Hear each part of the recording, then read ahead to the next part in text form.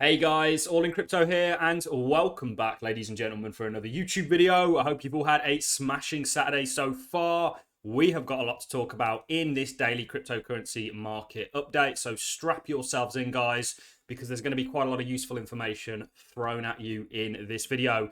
We will be looking at the charts, looking at Bitcoin, Ethereum, and Cardano quickly, talking about the overall market, going over a lot of the kind of crypto related news. This was pretty significant. Just 2 million Bitcoin left. Bitcoin hits the 19 million milestone. So there's only ever going to be 21 million Bitcoin.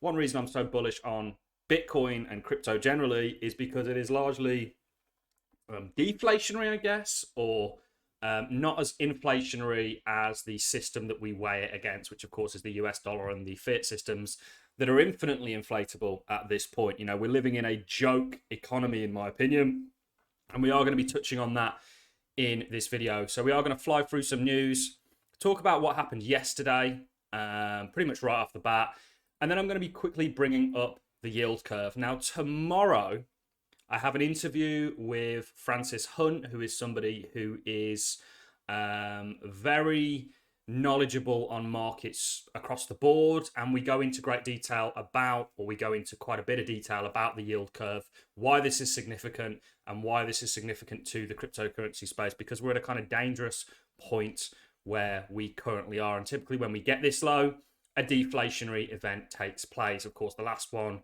was what happened in March 2020 following the yield curve inversion. And then you've got the financial crisis, the dot-com boom, and the crash of 89. Are we potentially heading for another sort of situation? We'll talk about it quickly. So as you can tell, we've got a lot to get into, guys. Let's start with the overall market. Market's looking a little bit more chirpy today. We have seen, you guys know the kind of structure that we have in play. First of all, very quickly for those of you that are new, this is what we've been watching, which of course is your MACD bullish cross. That has now happened. Every time historically you've had that, you have seen continuation to the upside follow suit. Not always immediately, which is why we were quite comfortable with the structure that we actually had forming over here. So we had this pattern. Many were calling this a symmetrical triangle and calling for further downside continuation, as it is typically a continuation pattern. We were calling for an ascending triangle. And essentially, when you have that weekly MACD cross, typically this was the last one that you had.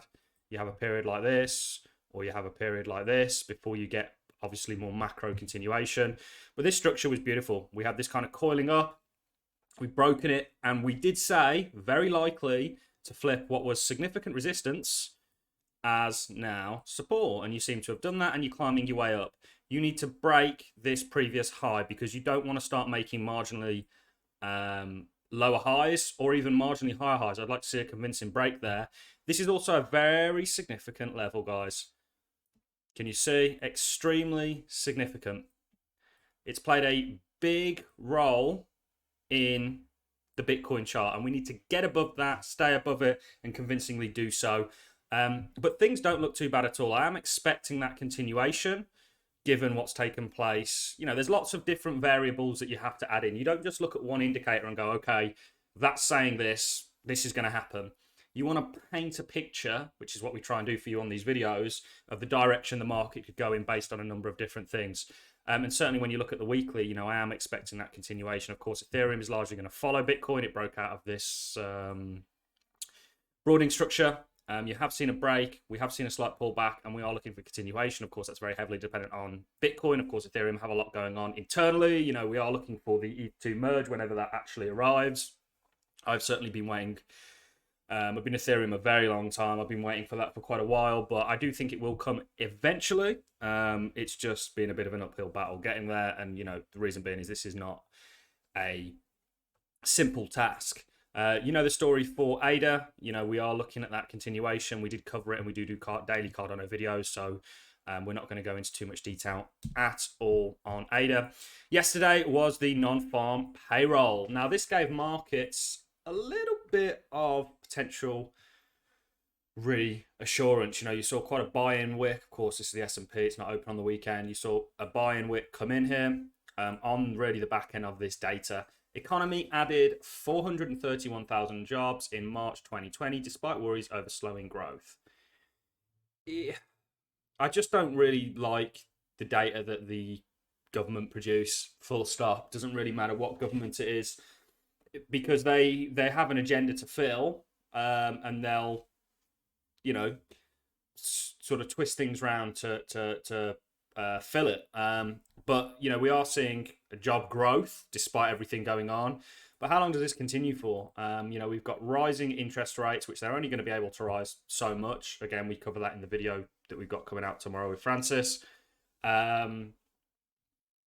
But you know, there's this overarching kind of worry that I have. You guys know that I'm cautiously optimistic. Yes, I think certainly Bitcoin is going to see more continuation. And I think certainly when we go back into this news here about there only ever being 2 million Bitcoin left to actually be mined, remember the mining supply halves every 4 years. It's called halvening. It's what the Bitcoin chart has largely been following. You know, it's why we've had these kind of 4-year cycle theories conveniently based around the halvenings. You know, Bitcoin is somewhat deflationary, and I think it's going to do very, very well in opposition with a monetary system, which we weigh it up by. Of course, Bitcoin is pegged against the US dollar and other currencies, based on this fact. We also have the network that just continues to be stronger and stronger. You know, Bitcoin network difficulty reaches all-time high as miners pursue 2 million Bitcoin. So the difficulty is really associated with the hash power, which is the computing power that goes into mining Bitcoin. The more people mine it, the higher the hash rate, and of course, the harder the difficulty. Theoretically, making it more secure. You know, Bitcoin is beautiful in many ways. You know, it's why, even though I think it's somewhat old tech, you know, I think this is a technological revolution, and you can't really be, you know, nobody's using the first computers nowadays. Somebody might have it somewhere as kind of a collectible. I don't think that's going to be the case for Bitcoin, because you can build layers on top of it and sort of harness its security. But I do think there's more exciting blockchains out there potentially. Of course, there is the argument that Bitcoin could become the world store of value and kind of replace the likes of things like gold and stuff like that, and really capture that sort of market. But we're getting a bit off topic. So this is certainly significant. Again, market saw a bit of an uptick of this. This is from Senator Warren. Senator Warren, Loomis divide on digital asset value, agree on regulation. So regulation's coming. This is going to be, in my opinion, a real pivotal point for the cryptocurrency market and actually lead it to its next leg of continuation, or I should say really excel it. I'm really looking at this as potentially just a big continuation structure, sort of like almost like a mega bull flag to the upside. You know, that's really how I'm looking at this, as a continuation. You know, if we look at the total two, it's very similar, and I kind of think it's a similar situation to what you kind of had over here. You know, and we squeeze to the upside of it and get that continuation. You know, Bitcoin and crypto seems to be doing quite well on the back end of high inflation, which isn't going anywhere. I don't actually think we've seen the end of it yet, and they're upping interest rates by 25 bips, 25 basis points. It's gone at this point. You know, you'll behind on catching up with inflation, and that brings us on to the yield curve. But we are going to cover this in more detail, and of course make separate videos on this, talking about why this is significant, because every time you've had this yield curve inversion, there's been a significant crash, and you're there again today. And that's why I'm cautiously optimistic about, and we're going to explain this, don't worry, tomorrow, guys, and I'll also make videos in the coming week really getting into it. The SEC rejects ARK's 21 shares spot Bitcoin ETF application. It's just annoying now. It's really actually frustrating me, and I'm not even the one behind these ETFs, that the SEC is just being so downright dismissive of this. I mean, they're allowing a futures ETF, so they've got no issue with people speculating on the price of Bitcoin. Why aren't they allowing a spot Bitcoin ETF? You know, it seems like they have their own beneficial reasons to not allow it, and that they're dragging their feet as long as they possibly can. I think they're probably going to be waiting for regulatory clarity, but we know that that's coming in the next sort of 160 days now, in regards to the executive order that was signed. You know, things are moving. Warren's battle to curtail crypto gets boost from the Ukraine conflict. She's kind of annoying. You know, she's obviously not an idiot. She knows she's in the position that she's in, but she seems to be quite. The issue is, you just don't know what's genuine with governments anymore, because they all have special interest. Everybody in the world has special interests, including me and including you guys. Let's not kid ourselves, yeah. But when it comes to people that are in government, they should have a little bit less special interests than your average individual. They seem to have more, and that kind of echoes through in what they're fighting for. It doesn't seem, nothing really seems to be genuine coming from a lot of senators nowadays. I mean, there are some, but it's, you know, but I think the world in terms of politics and everything is in a really sorry state of affairs, and I think everything that's going on and going to probably excel is really going to highlight a lot of that.